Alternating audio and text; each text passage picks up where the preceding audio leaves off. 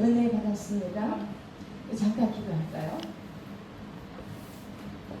주님 감사합니다. 아멘. 오늘도 이렇게 귀한 복된 날 정말 우리 순복음 주암교회에 와서 예배드릴 수 있도록 찬양과 경배를 올려드릴 수 있도록 인도하여 주심을 감사드립니다. 아멘. 저희들이 무엇이라도 이렇게 사랑하여 주셔서 아버지. 하나님 안에서 영적인 가족으로 삼아주시고 이렇게 함께 예배하며 함께 모여 주님께 영광 올려드리는 귀한 가족으로 삼아주심을 감사합니다. 아멘. 우리는 하나님 안에서 가족입니다. 아멘. 주님께서 함께 해주시고 믿음의 아멘. 친구들과 더불어 더욱더 열정을 가지고 주님 나라 확장을 위해서 귀하게 쓰임받을 수 있도록 도와주시옵소서. 아멘. 말씀을 전하는 자가 연약한 중에 있사오나 아버지. 주님께서 모든 연약함은 십자가에 감춰주시고 아멘. 오직 하나님만 성령님만 나타날 수 있도록 아멘. 우리 하나님 도와주시옵소서. 아멘. 예수님의 거룩하신 이름으로 기도드리옵나이다. 아멘. 아멘. 할렐루야. 아멘. 그렇습니다. 이렇게 또 여러분과 함께 이렇게 말씀과 또 이렇게 예배로 하나님께 영광 올려드릴 수 있도록 인도하여 주신 그 하나님께 우리 함께 다 같이 박수 한번 올려주시죠. 할렐루야. 아멘. 오늘 하나님이 주신 말씀은 마가복음 2장 1절에서 7절 말씀입니다.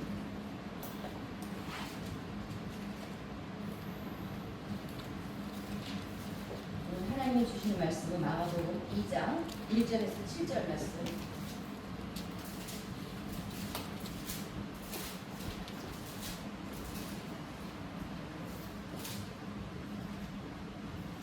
한 절씩 우리 교독하겠습니다. 수일 후에 예수께서 다시 가버나움에 들어가시니 집에 계시다는 소문이 들린지라. 많은 사람이 모여서 문 앞까지 모여서 자리가 없게 되었는데 예수께서 그들에게 놀라심을 하셨더니 사람들이 한 중풍병자를 네 사람에게 메어 가지고 예수께로 올세 우리를 가려오는 때문에 예수께서 나갈 수 없으므로 그 계신 곳에 지붕을 뜯어 구멍을 내고 병자들의 상을 가라앉히니 예수께서 그들의 믿음을 보시고 중풍병자에게 이르시되 작은 자야 네 죄 사함을 받았느니라 하시니 어떤 서기관들이 거기 앉아서 마음에 생각하기를 다 같이 이 사람이 어찌 이렇게 말하는가 신성한 무거이로다 오직 하나님 한 분 외에는 누구는 죄를 사하였느냐. 아멘. 오늘 말씀의 제목을 포기하지 않는 사람, 포기하지 않는 믿음이라는 제목을 가지고 우리가 함께 은혜를 나누고자 합니다. 우리가 지금 읽은 이 마가복음 2장은 여러분들이 너무나 잘 알고 있는 그런 하나님 말씀입니다. 그래서 2장의 1절을 보니까 예수님이 어디로 가셨어요? 예수님이 원래 어렸을 때 사시던 고향이 어디셨어요? 예수님이 나사렛. 나사렛 동네에서 거기는 산골이에요. 시골 동네에서 이제 목수인 아버지 요셉이 목수 일을 하시는 걸 예수님이 이제 30대 전에는 도와주고 이제 이렇게 하면서 살았는데 이 나사렛에서 어떤 일이 일어났냐면 예수님이 그 해당에 다니면서 거기서 말씀을 전하시는데 그 말씀이 지혜가 있고 능력이 있고 많은 사람들이 너무 놀랍니다. 그 권위가 있는 넘치는 말씀을 듣고 야 이거 이렇게 권위가 있어? 야 대단한데? 그래놓고 뒤돌아서서 뭐라 그래요? 아니 요셉의 아들 목수의 아들 예수가 아니야? 그 동생들이 야고보, 요셉, 시몬, 유다 동생 이름이 마태복음 13장 어디에 있습니다. 그 마태복음에 있는데 동생들이 이름이 있고 또 누이들도 우리 동네에 있다고 얘기합니다. 그러니까 예수님의 그 가족은 예수님의 그 마리아가 난 그 동생들하고 예수님까지 포함하면 8남매 아니면 7남매 아니면 8남매라고 추측을 합니다. 그러니까 예수님까지 포함해서 남동생 4명 또 여동생 누이들 이름은 안 나와 있습니다. 여자 이름은 밝히지 않았습니다. 그래서 누이들이니까 누이가 2명이 됐든 3명이 됐든 아마 그렇게 추측을 합니다. 그래서 8남매나 7남매 정도라고 저는 생각을 하거든요. 근데 그 동생들이 그 나사렛 동네에서 사람들이 네 형 미쳤어. 아니 네 형이 무슨 자기가 하나님이래. 자기가 하나님의 아들이래. 이러면서 막 막 사람들이 와서 니네 형 미쳤다, 귀신 들렸다 그러면서 야단을 합니다. 그러니까 창피하잖아요, 동생들이. 그래서 이 동생들이 엄마를 모시고 그 예수님이 회당에 가서 그 말씀을 전하실 때 그 찾아가잖아요. 그러니까 사람들이 뭐래요? 예수님 보고 동생들이 왔다, 어머니가 오셨다 이렇게 얘기하니까 내 가족이 아니다. 하나님 뜻대로 하는 자가 내 가족이요, 내 모친이다 라고 얘기를 하셨던 거 기억나시죠? 그러니까 이 동생들이 예수님한테 이렇게 얘기합니다. 형, 제발 여기 시골에서 좁은 동네에서 이렇게 하지 말고 저 큰 예루살렘 수도에 가서 말씀을 전해라. 응? 그리고 형 미쳤다고 하니까 우리 창피하다고 여기서 떠나달라고. 그럽니다. 그리고 또 나사렛 사람들도 예수님을 낭떠러지에 끌고 와서 떨어뜨리려고 하죠. 그래서 예수님 피해서 이제 살아나신 그런 장면도 있잖아요. 그래서 예수님과 그 가족들이 나사렛에서 가버나움으로 이사를 옵니다. 그 말씀이 이 마태복음 4장 어디에도 있고 또 나옵니다. 4장 한 13절쯤에 나올 것입니다. 제가 한번 잠깐 읽을게요. 4장 13절이니까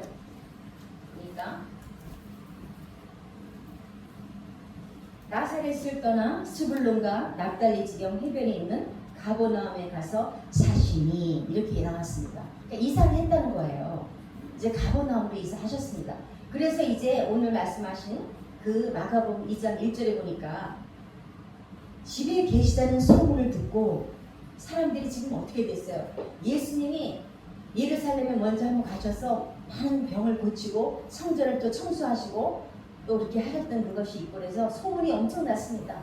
저 청년 예수가 사람을 고치고 문둥이를 깨끗하게 하고 중풍병자를 일으키고 굉장치도 않아 엄청난 사람이야. 그러면서 소문이 나서 예수님이 계시다는 소식만 들으면 사람들이 우르르 몰려갑니다. 그런데 여기 가버나움의 집에 예수님이 오셨다는 소식을 듣고 많은 사람들이 예수님 집안 그 주변을 가득 메웁니다.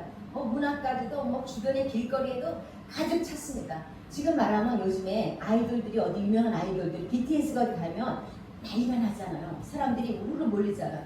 그것처럼 그때 당시 2000년 전에 예수님이 떴다 그러면 그냥 사람들이 병을 고치려고 그냥 막 우르르 몰리면서 엄청난 인산인해를 이룬 그런 광경을 볼 수가 있습니다.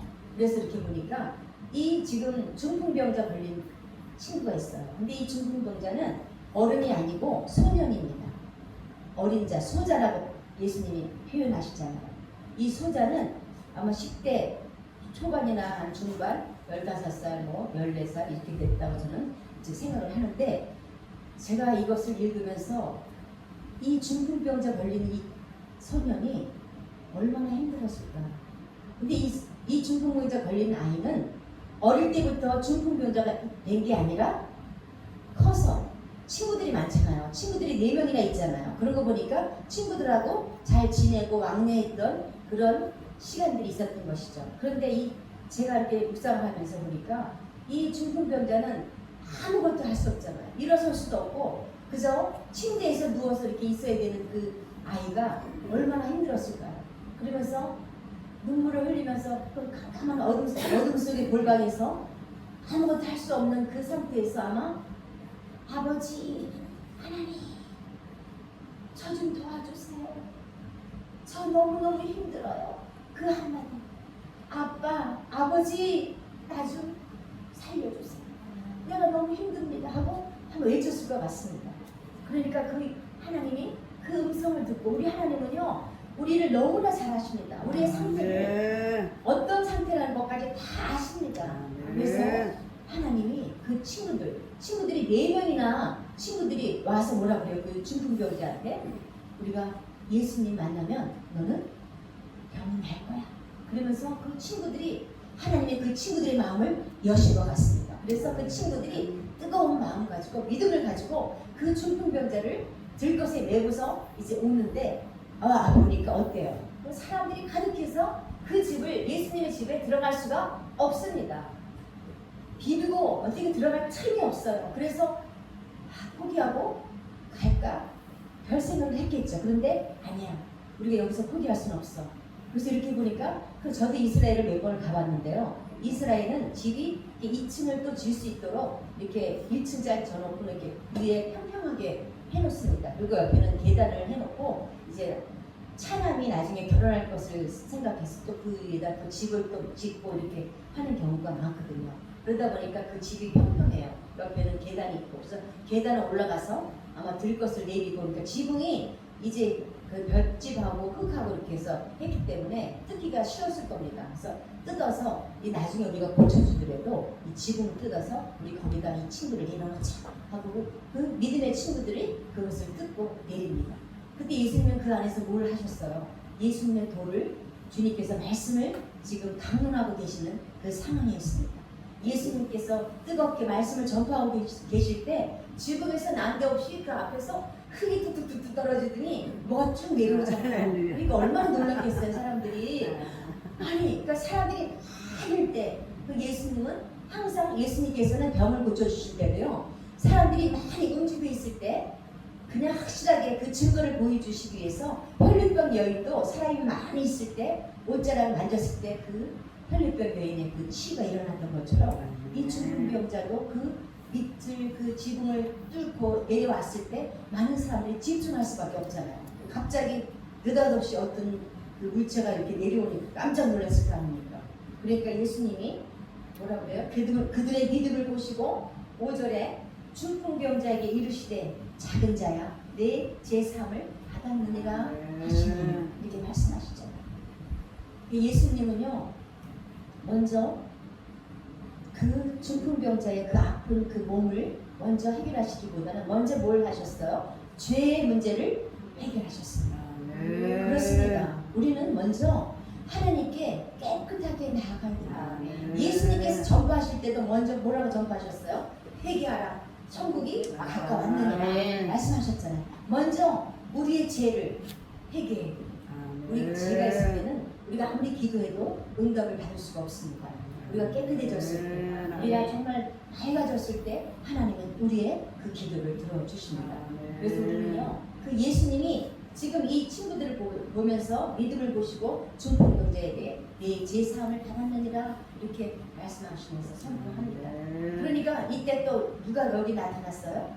서기관들이 다 꼬나들고 저게 또 이 사람들은 은혜 받으려고 그 회당에 들어온 게 아니라 예수님이 뭘 하나 무슨 꼬투리를 잡아야 되겠다 하고 지금 이렇게 꼬나 보고 있는 거예요. 무슨 말만 하면 이제 요거는 우리가 이제 잡아내야 돼 하고 지금 꼬나 지금 이렇게 꼬투리를 잡으려는 그런 찰나에 있는데 예수님이 소자야 내 제사함을 받았느니라 그러니까 아니 지금 하나님이야? 아니 지가 하나님의 아들이래? 아니 지가 뭔데 죄를 사는 권세가 있어? 저 신성모독이잖아. 그러면서 이때 얼커니 잡았어. 확실히 잡았어. 이때부터 이 서기관들 바리새인들이 이제 예수님의 꼬투리를 잡고 이때부터 예수님을 더 지독하게 예수님을 따라붙고 예수님 못 살게 구는 그런 계기가 될 것이죠. 그래서 이때 예수님은 다 아시잖아요. 그 서기관들의 마음속에 있는 그 모든 그런 생각들 그런 걸 다 아시거든요. 그래서 뭐라고 그래요? 여기서 속으로 8절에 우리가 안 읽었지만 속으로 이렇게 생각하는 줄을 예수께서 곧 중심을 아시고 이르시되 어찌하여 이것을 마음에 생각하느냐 중풍병자에게 내 제사함을 받았느니라 하는 말과 일어나 내 상을 가지고 걸어가라 하는 말 중에서 어느 것이 쉽겠느냐. 내 제사함을 받았느니까 더 쉽다는 것이죠. 예수님한테 뭐가 있습니까? 하나님께서 예수님한테는 땅의 권세, 하늘의 권세, 모든 권세를 주셨습니다. 그래서 우리 예수님은 죄를 사할 수 있는 그런 능력, 그런 권세가 있는데 이 서기관들은 예수님이 하나님이라는 걸 모르는 겁니다. 그리고 하나님의 아들이라는 것도 생각조차 못하고 무조건 이거는 신성모독이야. 하나님을 욕되게 하는 거야. 그러면서 예수님을 어떻게든 잡아 넣으려는 그런 속셈을 가지고 있는 그 서기관들을 예수님께서 얘기하면서 그 어린 아이에게 이제 내게 이르노니 일어나 내 손을 가지고 집으로 가라 이렇게 하시면서 이제 예수님께서 통보하십니다. 그때 그 어린 소년이 벌떡 일어나고 그리고 상에서 벌떡 일어나서 막 걸어갑니다. 그런데 그 걸어가는 장면을 누가 봅니까? 많은 사람들이 봅니다. 수많은 사람들이 보고 예수님의 권세와 예수님의 그 능력 그 모든 것을 보고 다시 한번 예수님에 대해서 다시 한번 그들에게 믿음을 주님은 심어 줍니다. 아, 예수님을 믿으면 예수님께 나아가면 저렇게 병을 고치는구나. 이렇게 해서 많은 사람들이 그것을 보고 하나님이 예수님께서 그들에게 뭘 주시려고 믿음을 주시려고 병을 고치십니다. 그러니 얼마나 많은 사람들이 놀랍니까? 이 누워서 꼼짝도 못하는 이 중풍병자가 예수님께서 소자야 내 제사를 받았느니라 내 상을 가지고 일어나서 걸어가라라고 외치셨을 때 그는 벌떡 일어나서 걸어갔습니다. 놀랍습니다. 이렇게 우리는 예수님만 만나면 우리는 기적이 일어납니다. 아멘. 예수님을 우리가 어떻게 만나야 됩니까? 예수님은요 우리를 위해서 목숨을 걸고 아멘. 우리에게 영원한 생명을 주셨습니다. 아멘. 우리를 살리셨습니다. 십자가에 죽으시면서까지 예수님은 우리를 건져내셨습니다. 아멘. 여러분들은요 너무너무 대단한 사람들입니다. 왜요? 지금 당장 우리가 죽어도 우리는 어디 갈 수 있습니까? 천국에 가잖아요. 천국에 가서 우리는 하나님 나라에서 하나님 왕자 옆에서 앉아서 왕자와 공주처럼 우리는 영원한 나라에서 누리면서 살 수가 있잖아요. 그런데 예수님을 믿지 않은 사람들은 천국에 갈 수가 없습니다. 그들이 아무리 돈이 많고 명예가 있고 권세가 있어도 그들은 아무것도 못합니다. 그런데 우리는 예수님께서 우리를 선택해 주셨기 때문에 우리는 나아갈 수가 있습니다. 왕의 나라, 우리 왕의 나라의 왕자와 공주님들이잖아요. 그럼 왕의 나라 사람들은 우리가 어떤 걸 알아야 됩니까? 옛날에 우리가 고려시대라든가 신라시대라든가 조선시대에 왕궁에 있으면 그 왕자나 공주들이 왕의 법도를 배워야 되겠죠. 그 왕의 법도를 배워야 됩니다. 우리가 왕의 법도를 배우려면 우리는 왕의 자녀이기 때문에 우리 하나님 말씀, 하나님이 뭐라고 말씀하시는 것을 우리가 공부를 해야 됩니다. 우리가 그 법도를 배워야 되는 것입니다. 그래서 우리는 영생은 요한복음 17장 3절에 이렇게 말씀하십니다. 영생은 유일하신 하나님과 그가 보내신 자 예수 그리스도를 아는 것입니다 라고 말씀하십니다. 영원한 생명이요 영생은 하나님을 아는 것과 예수 그리스도를 아는 것이 영생이라 합니다. 우리는 예수님을 알고 있습니다. 예수님은 우리를 위해서 죽으시고 부활하셨습니다. 아멘. 예수님이 죽으셨을 때 우리도 죽었습니다. 아멘. 우리 모든 죄와 허물, 우리의 모든 질병, 우리의 모든 염려, 문제들이 다 죽었습니다. 없어졌습니다. 그러나 예수님께서 다시 살아나셨기 때문에 이제 우리도 다시 살아났습니다. 아멘. 그래서 우리가 정말 죽을 수밖에 없는 우리들이 죄로밖에 없는 우리들이 예수님이 우리를 십자가에 죽으시고 살리심으로 인해서 우리는 신분이 상승이 됐습니다. 우리는 엄청난 하나님의 자녀가 된 것입니다. 그래서 우리가 지금 당장 우리는 아빠, 아버지라고 부를 수가 있는 것입니다. 그래서 우리가 아빠, 아버지 우리는 거창하게 정말 우리가 아주 장문에 우리가 기도를 하지 않아도 단 한마디 정말 너무 힘들 때 아버지 제가 지금 너무 힘듭니다. 주님 저를 품일이 여겨주세요. 그 한마디만 해도 하나님은 그걸 아십니다. 우리의 힘듦을 아십니다.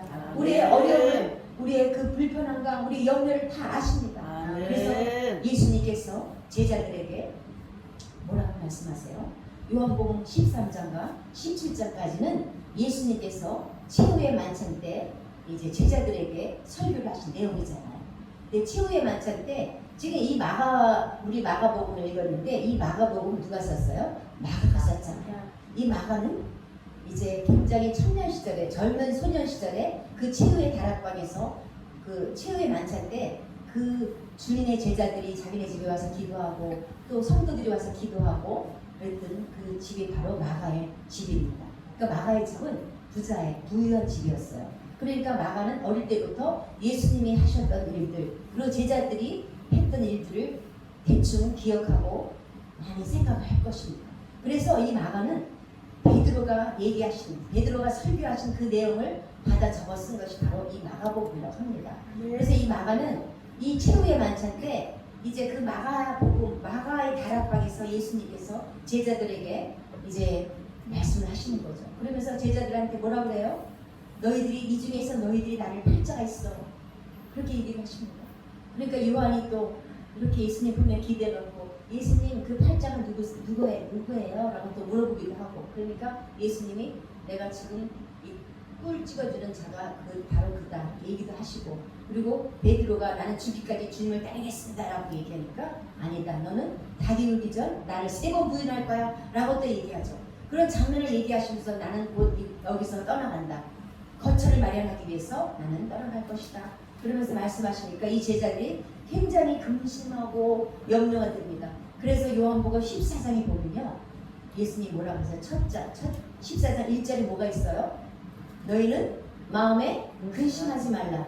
하나님을 믿으니 또 나를 믿으라 라고 예수님께서 그 제자들의 13장에 예수님께서 제자들이 팔 것과 또 베드로가 배신하는 것과 이런 모든 내용들을 얘기를 하니까 제자들이 슬프고 염려가 되고 불안한 상태에 있는 걸 아시니까 주님이 불안해하지 마, 염려하지 마, 마음에 근심하지 마, 내가 있잖아, 내가 너와 함께 하느냐 얘기하시면서 예수님께서 제자들에게 염려하지 말라는 말씀을 14장에 또 말씀하십니다. 27절에 보면 평안을 너에게 주겠다, 평안을 주겠다, 기쁨을 주겠다. 그러니까 너희는 염려하지 말고 근심하지도 말라 이렇게 얘기합니다.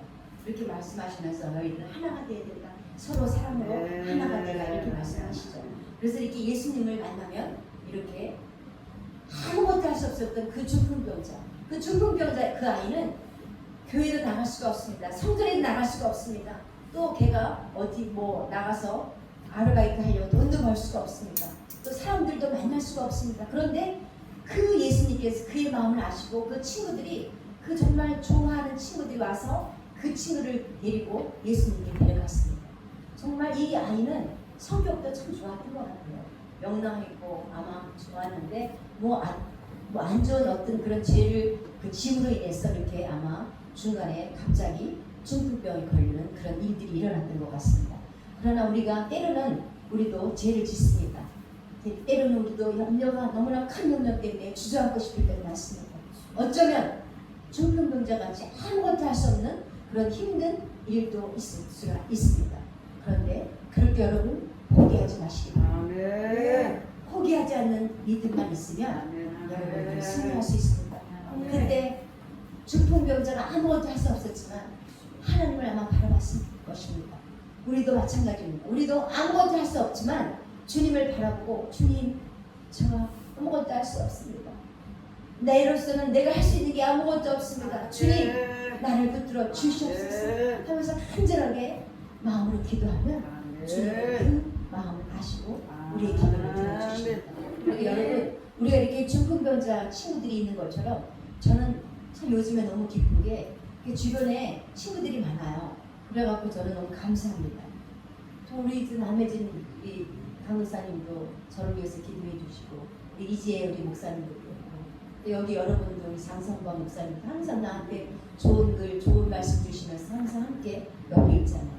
그뿐 아니라 많은 사람들이 저와 함께 연결된 사람들이 함께 믿음의 친구들로 함께 기도하고 함께 어려울 때는 서로 돕고 서로 또 위로해주고 서로 합력하게 나아가니까 하나님이 그걸 너무너무 기쁘게 보시더라고요. 또 우리는 정말 예수님께서는 내가 명하는 말씀을 행하는 자라야 나의 친구니라 라고 예수님께서 말씀하십니다. 하나님의 예수님의 친구가 되려면은 예수님이 명령하신 그 명령을 따라야 됩니다. 실천해야 됩니다. 예수님께서 뭐라고 하십니까? 우리에게 사랑하라고 하십니다. 그리고 서로 돌아보라고 하십니다. 빛과 소금이 되라고 말하십니다.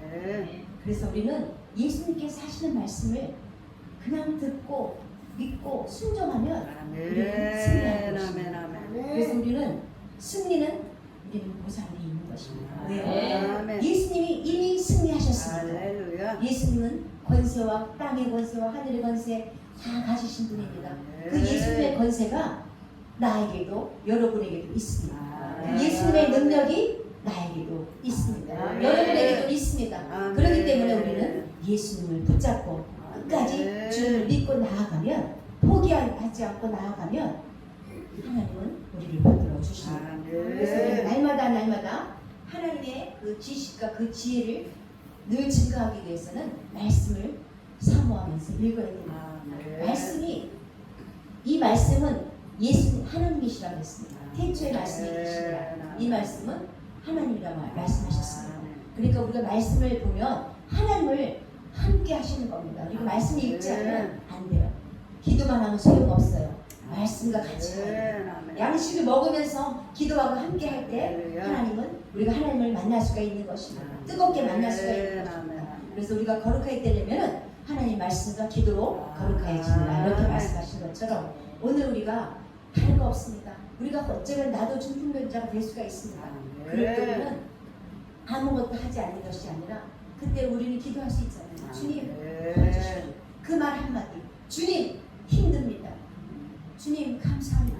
주님 저와 함께 해주세요. 저를 불쌍히 여겨주세요. 그 한마디만 주님은 알고 계십니다. 그리고 여러분 우리가 깨끗함으로 함께 나아간다면 하나님은 우리 기도를 끝까지 들어주신다는 것을 기억하시기 바랍니다. 그래서 우리가 말씀을 마치겠습니다. 오늘 또 이렇게 함께 모여서 우리가 이렇게 즐거워하면서 서로 나누고 영적으로 소통하는 귀한 믿음의 친구들, 우리는 중풍병자의 그 믿음의 친구들처럼 이렇게 모였습니다. 함께 모여 기도해주고 서로 위로해주고 서로 사랑하는 저와 여러분 되시기를 주님의 이름으로 부탁드립니다. 아멘. 감사합니다. 감사합니다. 기도합니다. 주님 감사합니다.